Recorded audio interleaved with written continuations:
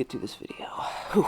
It's nice to be back into the grind of things, and it is also nice to return to games that I have reminisced on in the past, so that is what we're doing today.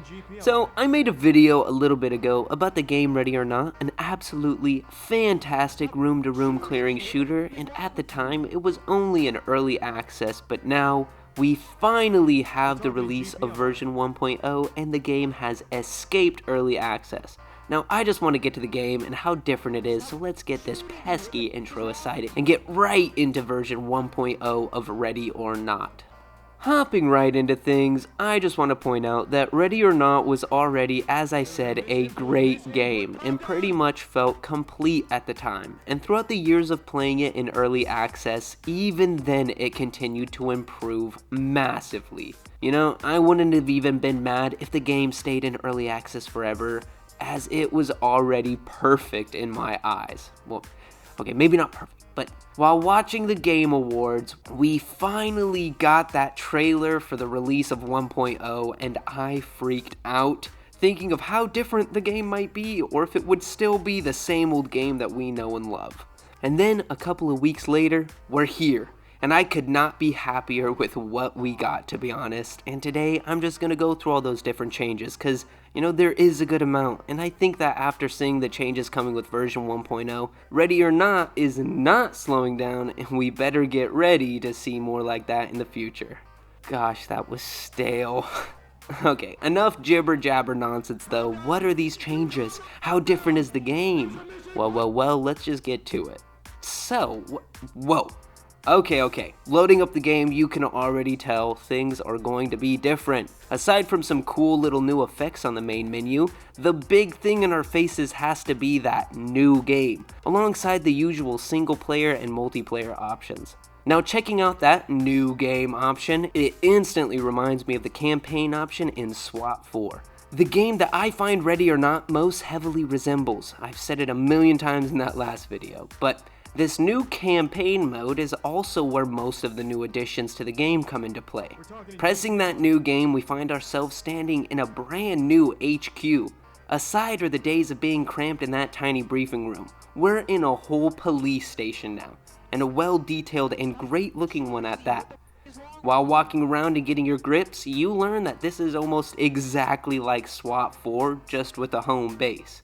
You have a team of officers being able to bring 4 into missions. Teams while in missions consist of 2 squads, blue and red, both having 2 officers each, Things are still the same, you're able to observe and command your squad.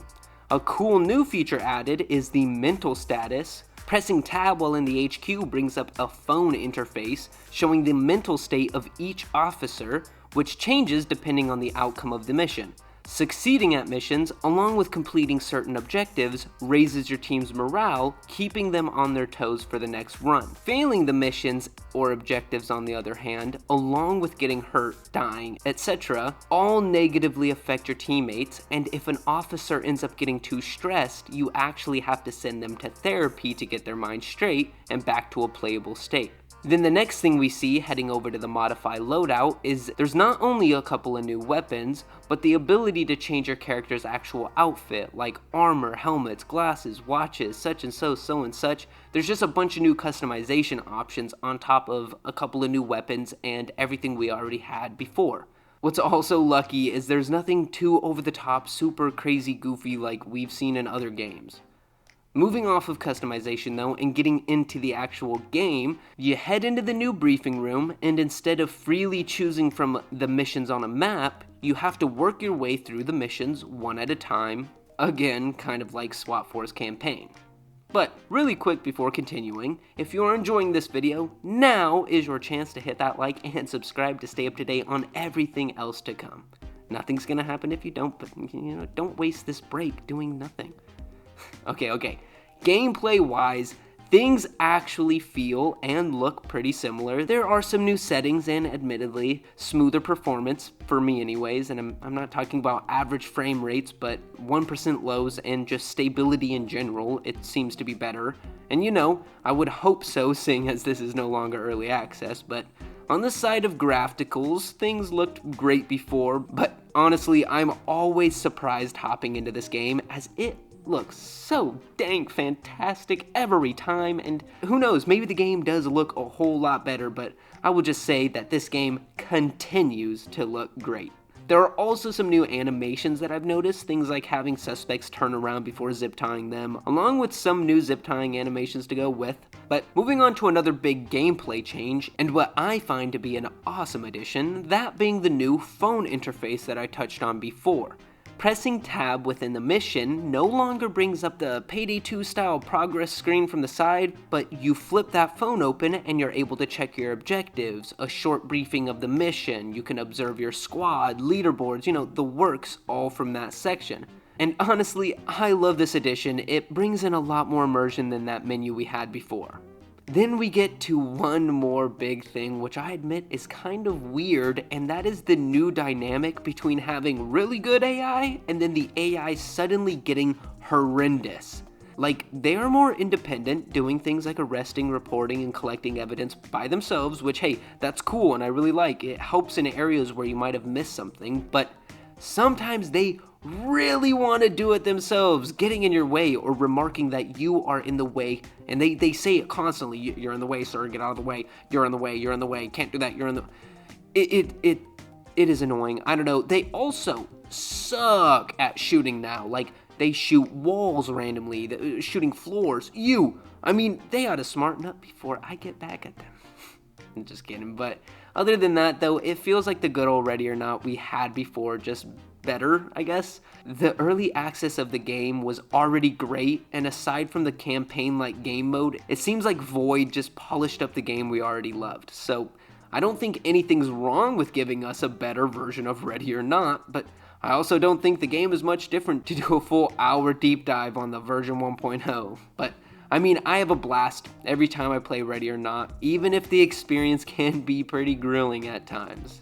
And with all of these new additions and that new campaign mode, I have to say I'm probably going to be playing a whole lot more. Though, I don't think I should drag this video on any longer than it needs to be. The game is still great, and I think if you haven't checked out Ready or Not yet, you should 100% go grab it now, seeing as it's finally fully released. But come on, how many times can I say that? And now that we're here, let me know your thoughts on version 1.0 of Ready or Not, along with any other thoughts you had on this video in the comments now.